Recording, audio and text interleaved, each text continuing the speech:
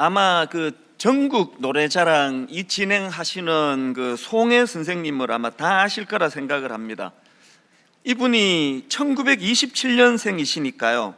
연세가 이제 90대 중반이신데 얼마나 건강하게 활동하시고, 그리고 이제 그 전국 노래자랑 진행하는 걸 이제 예전에 했던 거 가끔씩 보여주는 거를 보면은 막 얼마나 밝으시고 유쾌하시고 그게 참 부럽습니다. 저는 또 이제 저희 어머니와 연세가 좀 비슷하다 보니까 좀 마음으로 좀 비교가 되는 것 같아서요. 어머니 많이 늙으셨는데 어떻게 저렇게 정정하게 활동하시고 어떻게 저렇게 밝게 또 명랑하게 주변 사람들을 기쁘게 해주시는 일을 하실까.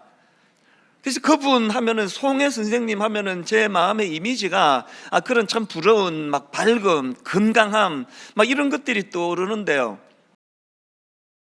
현역 최고령 MC 방송인 송혜가 8일 오전 서울 강남 자택에서 숨을 거둔 가운데 작년 상영된 다큐멘터리 송혜 1927과 해당 머릿기사를 인용해서 희극인 송혜가 쌓안고 자랐던 비극을 조명한 분당우리교회 이찬수 목사의 메시지도 다시금 회자되고 있습니다.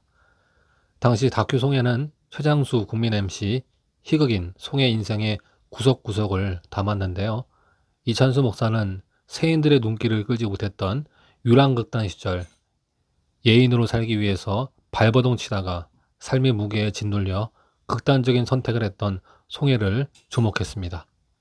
이 목사는 일제강점기 때 이북에서 태어나셨는데 6.25 전쟁 때 미군 함선을 타고 부산으로 피난을 오신 실향민이다.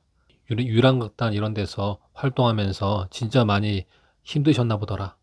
그래서 못 견뎌가지고 사는 게 너무 힘들어서 남산 절벽에서 투신을 했는데 소나무 가지에 걸려서 살아났다는 이런 스토리가 있는 것이다 라고 운을 뗐습니다.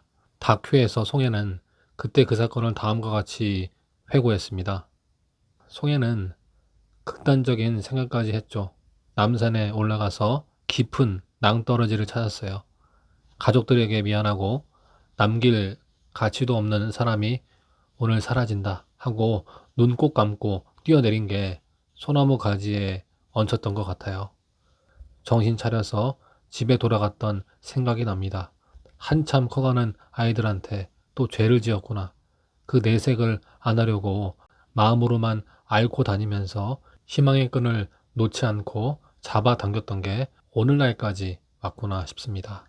다큐에서 송혜는 뺑소니 사고로 잃은 20대 아들로 인해서 한남대교를 건너지 못하고 있다는 가슴 아픈 사연도 털어놨는데요. 이에 이찬수 목사는 또 한 가지 참 마음이 아팠던 게 오래전에 20대 아들이 오토바이를 타고 한남대교를 건너다가 뺑소니 교통사고를 당해 그렇게 아들이 죽었다는 것이다. 세월이 많이 흘렀지만 이분이 아직도 한남대교를 건너지 못한다. 그 트라우마가, 그 상처가 얼마나 깊이 남아 있었으면 아직도 그 다리를 건널 수 없는 이런 사연을 갖고 있었다고 전했습니다. 그러면서 제가 참 겉으로 보여지기에 늘 밝으시고 건강하시고 그런 이미지 너머로 이런 상처와 아픔이 있는 것을 보면서 참 인생이라는 것이 이런 것이구나. 아마 이 땅을 사는 모든 사람들, 저도 그렇고 여러분도 그렇고 겉보기에 내색하지 않고 아무렇지도 않게 살아가서 그렇지 이게 전부 다 견뎌내는 세월. 그 마음의 상처가 많고 아픔이 많지만 그것을 이겨내고 극복하면서 그러면서도 여전히 어느 지점에 이르면 그 상처가 드러나기 때문에 그 한남대교를 건너지 못하는 그런 아픔을 갖고 사는 이게 우리 인생이 아닐까 생각한다고 덧붙였는데요. 아들을 잃은 충격이 어찌나 컸던지 송혜는 충격에서 헤어나오지 못하고 17년간 진행해온 동아방송 라디오 가로수를 누비며에서 결국 하차를 했었습니다.